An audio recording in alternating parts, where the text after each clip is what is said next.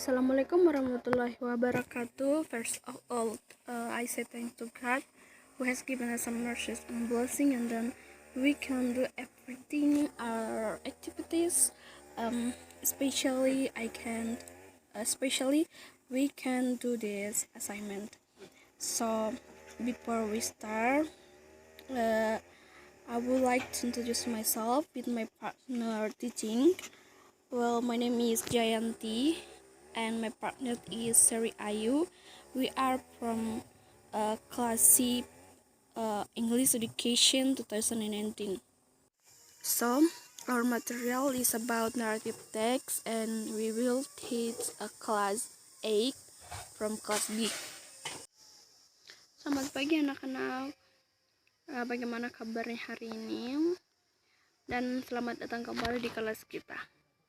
Oke, tentang materi hari ini kita akan mempelajari tentang naratif teks. Mungkin ada dari kalian yang sudah mendengar apa itu naratif teks, mungkin juga ada yang pernah mendengar penjelasan tentang naratif teks. Jadi, anak-anak, naratif teks itu berbicara tentang cerita, sebuah fiksi karangan yang dibuat untuk menghibur pembaca. Nah, naratif teks biasanya kita jumpai di dalam bentuk dongeng-dongeng yang biasa kita dengarkan ataupun baca. Kemungkinan dongeng-dongeng yang pernah kita baca termasuk dalam dongeng naratif teks, tapi kita tidak tahu bahwa ini adalah contoh dari naratif teks karena sebelumnya mungkin kalian belum pernah mempelajari tentang naratif teks. Nah, adapun tujuan dari naratif teks itu untuk menghibur pembaca atau pendengar dalam suatu cerita dengan kejadian yang berurutan yang mengarahkan ke dalam suatu klimaks dan akhir yang menemukan penyelesaian. Mungkin ada dari kalian yang pernah membaca dongeng Cinderella ataupun Malin Kundang, tidak menjadi kemungkinan bahwa itu adalah naratif teks. Nah, di dalam naratif teks juga memiliki 3 struktur. Di dalam menggunakan naratif teks ada tiga type jenis-jenis dari naratif teks tersebut. Nah, jenis tersebut ada orientasi, complication, dan resolution. Nah, saya akan menjelaskan salah satu struktur genetik itu, dan yang kedua, yang lainnya akan dijelaskan oleh partner teaching saya.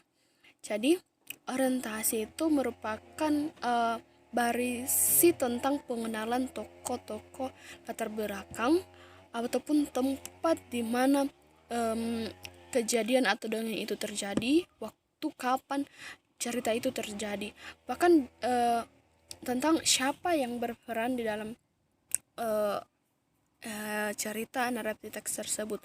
Kalau misalnya dalam sebuah dongeng atau cerita fiksi, biasanya awal cerita tersebut memperkenalkan tokoh-tokoh atau tentang hal apa yang sedang dibahas di dalam cerita fiksi tersebut. Nah, itulah yang dimaksud dengan orientasi. Assalamualaikum warahmatullahi wabarakatuh. Perkenalkan, nama saya Seri Ayu. Oke, baiklah anak-anak, selanjutnya saya akan melanjutkan menjelaskan bagian materi, yaitu komplikasi, resolusi, dan contoh naratif teks. Di bagian komplikasi adalah konflik yang dihadapi oleh para tokoh yang merupakan bagian dari struktur teks naratif yang menceritakan awal mula masalah atau konflik hingga klimaks terjadi.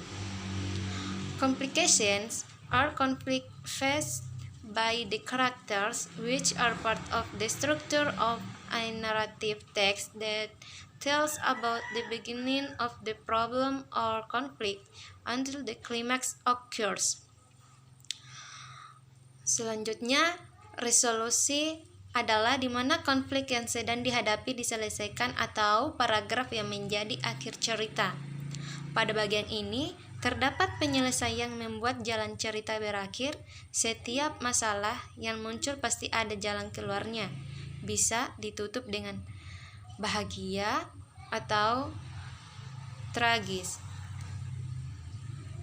And resolution is where the conflict in hand is resolved, or the paragraph that becomes the end of the story. In this section, there is settlement that makes the storyline, and every problem that arises must have a solution. It can be closed with a happy ending or a tragic ending. Oke, selanjutnya di bagian contoh naratif teks, yaitu bagian dongeng, yaitu persahabatan tikus dan singa. Diceritakan terdapat seekor tikus jahil yang menggoda singa saat tengah tidur siang. Merasa terganggu, si raja hutan kemudian marah dan berniat memakan tikus kecil tersebut. Sambil menangis ketakutan, si tikus meminta maaf kepada singa untuk memaafkan kejahilannya dan melepaskannya. Meski dikenal sebagai raja hutan, singa pun merasa panggan atau kasihan dan melepaskan tikus tersebut. Tikus kemudian berterima kasih dan berjanji akan membalas kebaikan suatu hari nanti. Sampai tibalah di mana saat tikus mendengar suara gambar dari sang singa, menemukan singa tersebut tertangkap jaring yang dipasang pemburu. Tikus pun langsung membantu singa dengan menggerogoti jaring hingga putus. Beruntung, keduanya bisa kabur dan menyelamatkan diri masing-masing, dan akhirnya mereka menjadi bersahabat. Mouse and Dylan friendship. It is said that there is a red who seduces a lion while taking a nap. Disturbed, the king of the jungle then got angry and intended to eat the little mouse. Weeping in fear, the mouse apologized to the lion to forgive his ignorance and let him go. Although now as the king of the jungle, the lion was arrested and released the mouse.